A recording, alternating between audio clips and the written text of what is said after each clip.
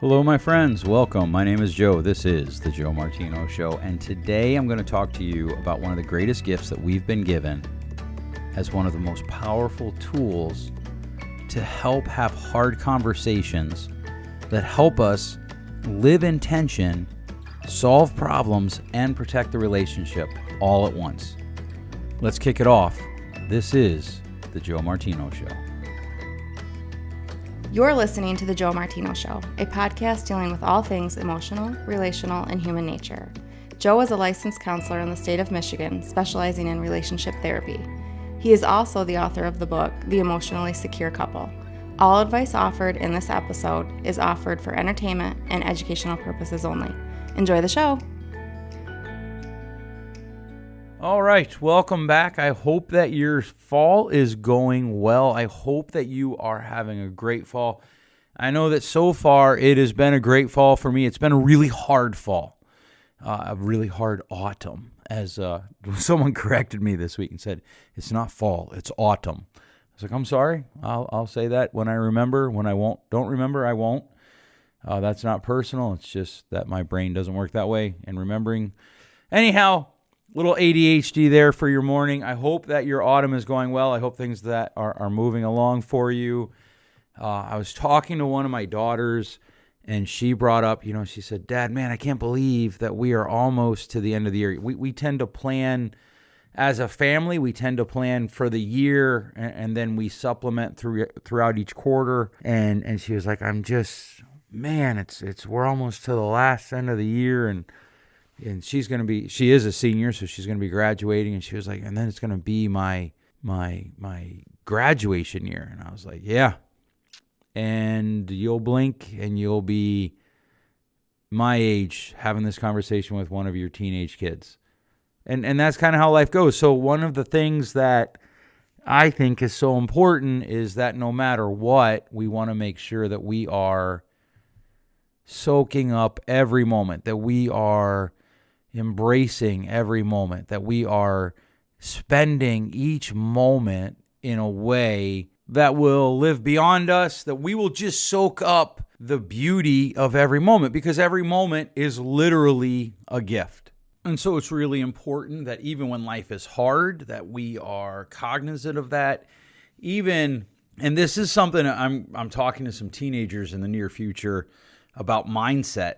And one of the things that will be a point of emphasis in that is no matter what, your life is a gift. Today is a gift. And even if there are people, especially for teenagers, but even if there are people in your life that certainly don't help it feel like a gift, eventually we move to the place where we get to make choices and we have to own the power of our lives. We have to own the power of our choices. We have to own our control of our own lives, our ownership of our own lives. And one of the things that we constantly control is how do we look at life. And I want to talk to you today about what I think is one of the best gifts given to us, one of our best tools as parents, as people in intimate relationships. And so, often when I say that, people think spouse or partner, and that's true. But even, just in relationships that you are close with, this tool is something that is simple, it's easy to use, and it can literally change how you interact with the world around you, including when you know someone who doesn't think that today is a gift, that it was a gift to wake up this morning, and even yourself when you're not sure about something. If you're willing to talk to yourself, this is a gift that you can use all the time. Now, you might be thinking like, okay, Joe, is this some sort of like spoof where you're going to sell me, for $19.99 right in and I'll send you blah, blah, blah. No, it's none of that. It's literally something you can do as soon as you're done listening to this episode today. And that is, I want you to learn to make a phrase one of your key responses when there is high emotion or distress, either in the person that's talking to you or in the case of you talking to yourself, so inside your own head. Let's start with kids. Your teenager comes to you. Your 11-year-old comes to you, and they are distressed, and they are telling you things, and you immediately see down through the corridors of time. You see the future, and you know that the decision that they are contemplating, if they choose wrong, it is going to bring them pain and suffering, and it's going to go really bad. And so you are just absolutely distressed about this. And so you try to correct them, and it doesn't go well, leading to more distress. Your spouse, partner comes to you and says, hey, I was thinking we should consider moving to Colorado and living on a ranch there. And immediately you see through the corridors of time, you think about your 4 children and how they are all in school and they're going to be mad if you uproot them. You think about how hard it is to live on a farm. You think about how hard it is to make a living on a ranch. You think about the fact that you know no one in Colorado. You think about the fact that you don't want to go to Colorado because they have terrible weather. And you go through all of these things and immediately you respond with more distress. Or your neighbor comes to you and asks you like, hey, I see you're building something there on your property and I am curious what you're building. And you tell him that it is a kid's playhouse swing set thing. And he immediately responds with anger.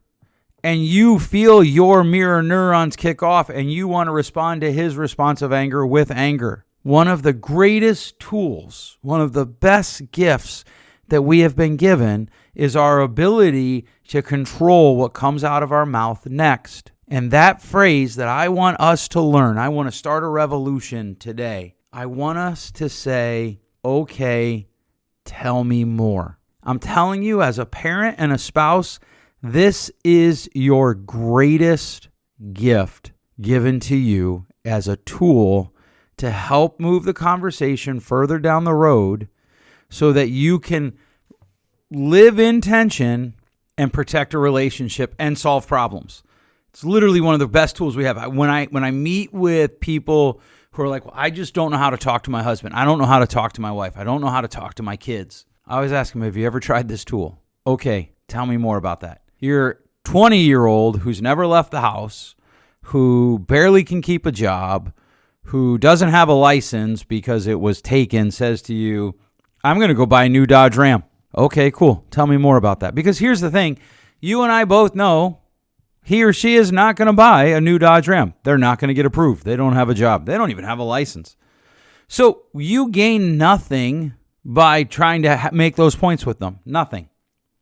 Well, but Joe, it's my job to help them think. Yeah, that's probably true, but there's probably a better time. In the earlier example, your spouse says, hey, we're moving to Colorado, or I want to move to Colorado. Okay, tell me more. When you say, okay, tell me more, you're inviting conversation. Your 14-year-old tells you, hey, when I get older, I'm not going to do this thing, fill in the blank. That is a family value. Okay, cool. Tell me more. Your spouse says, I'm thinking about quitting my job again because I don't like my boss doesn't like me. Okay, tell me more. Your spouse comes to you and says, I don't feel like you're doing enough around the house. And you feel like, good Lord, I don't know how much more I could do. Okay, tell me more. I had a client who, as a family, they had this plan for their child, post-high school plan, right? This college plan that was very detailed. The kid was going to go to this school because both mom and dad went to this school. Mom and dad's mom and dad went to that school. Aunts and uncles went to that school. The kid was going to major in this major. All of these things that I think often well-intentioned parents can be tempted to do. Well-intentioned parents can be tempted to overplan for their kids' future. And so there's all of this distress going on. And what happens is the kid gets into their senior year and says, I'm not sure I want to do that. And both mom and dad was like, what do you mean you don't want to do that? This is our plan. And World War III through 7 breaks out for days, weeks. I mean, we're talking it's rolling into months. And so they reach out, know someone who knows someone who knows someone. They make an appointment. And they come in, and I said to mom and dad, can I ask you a question? Have you ever considered just looking at her and saying, okay, tell me more. Why don't you want to go to school that everyone in your lineage has gone to? Why don't you want to major in this thing that you've said you've wanted to major in since you were 5? Why? Can you tell me more? Here's a second half of this tool that you can use. I want to understand.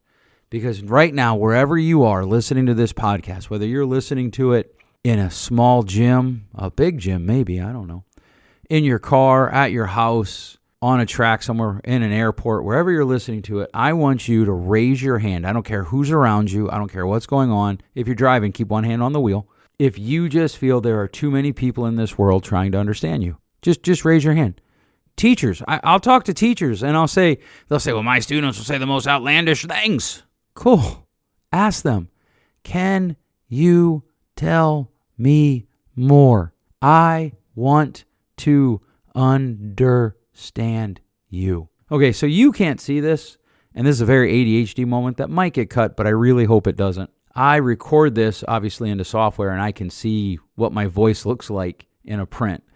And that was a very cool little picture. I might actually screenshot that and put it up in some of my social medias. All right, back to the podcast episode. Raise your hand if too many people want to understand you. Now, just assume that you're normal, relatively speaking. Most people want to be understood. Ladies, hear me on this. I am telling you, I guarantee it, your husband does not feel like that many people want to understand him. And I'm willing to bet that if I caught him in any given 7 days, he would feel that you don't necessarily want to understand him. And I know you're thinking, Joe, I'm a good wife. And you know what? I believe that. I believe that you are. I do. But good wives usually have a lot that they want to get done. And they don't usually understand how men think. I think that's one of the biggest problems with our society. We've given up trying to understand how men think. And worse, we vilified it and turned it into something, quote, toxic. When there are certainly things that happen that are toxic. But to just label the whole thing toxic is stupid. It is a symptom of our all or nothing thinking. And even in that, when people use that term with me, I say to them, could you tell me more about what that means? Here's what this does, is it puts a pivot into the conversation where we try to understand first and talk second. We try to understand first and communicate second. We tend, and I hear this all the time, well, you have to listen to respond. No, you have to listen to understand, and you have to understand to respond. So when you say, okay, tell me more, you find out more about what's going on in their world. You find out more about their perspective. You have the opportunity to sit back and say, okay, let me understand you first. And a lot of the time, especially with kids, and by kids, I mean your offspring, most of the time, not all of the time, but a lot of the time, you can just let it run. You can just let it go out. And in 2 weeks, they're not going to be on whatever it is they're on right now. Yeah, but Joe, what about that client you had? You know what? The daughter didn't go to the university that mom and dad and grandparents went to, and it was okay. 4 years later, she graduated from the school she went to. She went and got a master's in the field she's getting a master's in the field that she wants to go into, and everybody's okay. And they literally lost 3 months of relationship because they were arguing something that doesn't matter, which is another benefit of this tool. It buys you time to check your own emotions and to decide, is whatever this thing is that you're talking about actually worth you losing relationship over? And there are things that are worth you risking relationship over, worth you risking damage in the relationship, worth you risking, if you've been listening for a long time or if you've read my book, or read my blog, which, by the way, we're resurrecting, I believe. It's worth you risking emotional withdrawals in your emotional security bank. But those are pretty few and far between. Just this week, I said to my daughter, I'm a little nervous about how self-centric some of your decisions are. I have 3 daughters, so you won't be able to figure out which one. And I risked something there, and it needed to be said. But most of the time, I can get by with, okay, tell me more. Dad, I'm going to this university in Florida. Okay. Tell me more. Dad, I'm going to this university in Northern Michigan. Okay, tell me more. Dad, I'm never going to care about the Bible the way you and mom do. Okay, tell me more. I have friends, literally, I would say, okay, you know what? I really enjoy being around them. And they are atheists. And they'll say to me, I just can't come around to what you think. Awesome. Tell me more about that. I think you're wrong when you say that emotional security is important. Okay, tell me more about it. Because here's the thing. I don't have to risk relational deposits with that. I don't have to risk, I guess it'd actually be relational withdrawals for that. I can just listen and understand. My wife says to me, I think you're being unkind. I do not do this well. I'm just going to get that out there at the time. Okay, tell me more. And most of the time I'm like, what? You're crazy. Instead of, okay, tell me more. And then you know what? Here's the thing about this. You can end up disagreeing, but even in your own life, stop and ask yourself this question. When someone disagrees with you, are you more likely to hear it if they lead with the disagreement or if they lead with trying to understand you? I was talking to a couple this week, and there is substance abuse in the relationship and longstanding substance abuse. And the spouse that is struggling with the substance abuse went to rehab and came back, and they're still in the honeymoon phase of that return. But things were going really well, and I pointed out that one of the things that was going well was that for the first time in a very long time, they both believed that they were playing a game that they could win. Right? As humans, we engage in things that we believe we can win. Very rarely do we engage in something that we think we can't win. And so as they're engaging this, the person with the substance abuse says, well, I feel like you're saying it's all about my substance abuse. Okay, awesome. Tell me more about that because I want to understand that. Now, here's the thing. I knew the minute those words were spoken that I disagreed with them. But I can hit pause and give myself time to make sure of that by hearing more, because how often do you and I and the whole world use words that we don't actually mean? How often do you and I say something and we actually meant to say it a little bit more nuanced than that? Or we just flat out misspoke. That happens. And so I said, okay, awesome. Tell me more about that. And they did. And then when it was done, I was like, I actually don't agree with what you're saying. But I had spent the time to make sure that they knew I wanted to understand them first. All right, so that's how it works when you're working with someone else. I could almost make this two separate episodes. I'm a little nervous about time. We're gonna transition right now into what does it mean for you? You're about to start something, and your brain screams, "Don't do it! You will fail." Okay, tell me more. What does it mean if I fail? Why does it matter if I fail? Don't do it. Your spouse will reject you. Okay, tell me more. What does it mean if she says no? If he says no? Don't do it. It will end badly. Okay, so what does that mean? This is too hard. Just quit. Your brain ever tell you that? This is too hard. Just quit. Is it just me? Okay, sorry. Okay, cool. Tell me more. What does that mean? I had a former employee leave, and that's fine. That happens. We're in a transient industry. But two things happened. One, during COVID, mental health providers of any ilk, of any skill, were really in demand, and wages artificially increased. And so this guy stayed with us through COVID and then left. And then he started recruiting people out of my company, which is fine. You can do that. But he said to one of them, well, Joe's just really arrogant.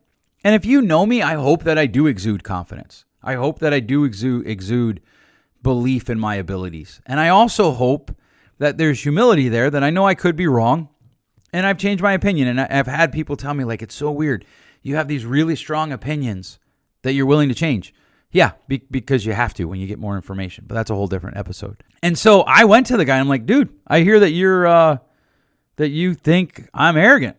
Help me understand that. Tell me more.